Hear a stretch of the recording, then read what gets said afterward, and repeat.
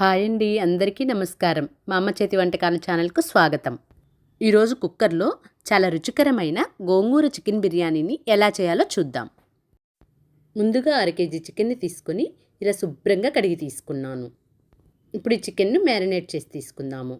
ఇప్పుడు ఇందులోకి 1 spoon salt, 1 spoon కారము, 2 స్పూన్ల అల్లం వెల్లుల్లి పేస్ట్ని వేసుకోండి. అలాగే 1/2 టీ స్పూన్ పసుపును కూడా వేసుకొని కలుపుకోండి. ఇక్కడ నేను పసుపును వేసే క్లిప్ మిస్ అయిందండి. చూడండి, ఇలా బాగా కలుపుకోండి. ఈ ఉప్పు, కారం, అల్లం వెల్లుల్లి పేస్ట్ ఇవన్నీ కూడా బాగా చికెన్ ముక్కలకు పట్టేటట్లు బాగా కలుపుకొని 1 గంట సేపు పక్కన పెట్టుకోండి. ఇప్పుడు చిన్న సైజు గోంగూర కట్టలను 2 తీసుకొని ఇలా ఆకులను ఒలిచి తీసుకోండి.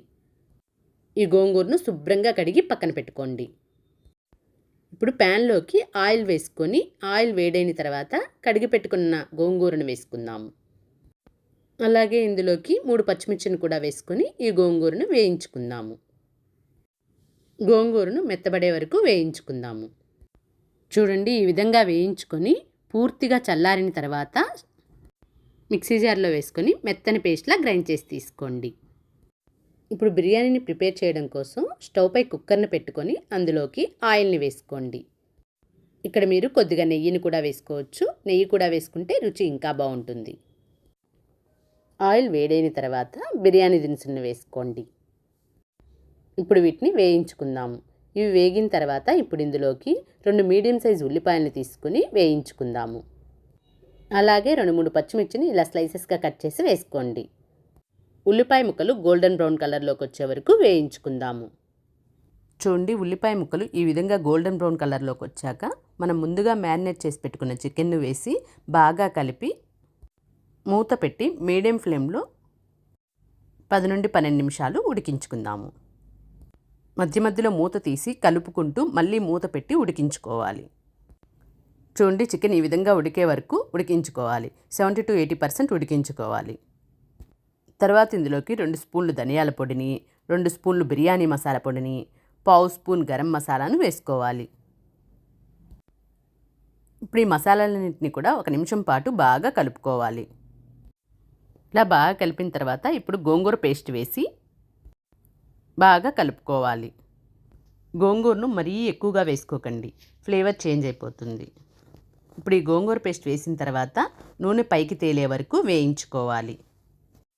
చూడండి, ఈ విధంగా నూనె పైకి తేలే వరకు వేయించుకున్న తర్వాత ఇప్పుడు ఇందులోకి వాటర్ని వేసుకోవాలి. 1 గ్లాస్ బియ్యానికి 1.5 గ్లాస్ చొప్పున వేసుకోవాలి. ఇదంతా బాగా కలుపుకొని ఇప్పుడు ఈ వాటర్ని బాయిల్ చేసుకోవాలి. ఇప్పుడు ఇక్కడ ఒకసారి ఉప్పు కారాలు చెక్ చేసుకొని వేసుకోండి. గోంగూర పులుపును బట్టి ఉప్పు కారం సర్దుబాటు చేసుకుంటే బిర్యానీ రుచి ఇంకా బాగా వస్తుంది. ఇప్పుడు ఈ వాటర్ని బాయిల్ చేసుకోండి. వాటర్ బాయిల్ అయిన తర్వాత కడిగి పెట్టుకున్న బాస్మతి రైస్ని వేసి నెమ్మదిగా కలపండి. తరువాత కొద్దిగా కొత్తిమీర, పుదీనాను కూడా వేసుకోండి. ఇది కూడా కలుపుకొని కుక్కర్పై మూత పెట్టి 2 విజిల్స్ వచ్చే వరకు ఉడికించండి. ఇలా 2 విజిల్స్ వచ్చిన తర్వాత స్టవ్ ఆఫ్ చేసి కుక్కర్ విజిల్లోని గాలి అంతా పూర్తిగా పోయే వరకు ఉంచండి. కుక్కర్ విజిల్లోని గాలి అంతా పూర్తిగా పోయిన తర్వాత మూత తీసి నెమ్మదిగా కలిపితే ఎంతో రుచికరమైన గోంగూర చికెన్ బిర్యానీ రెడీ.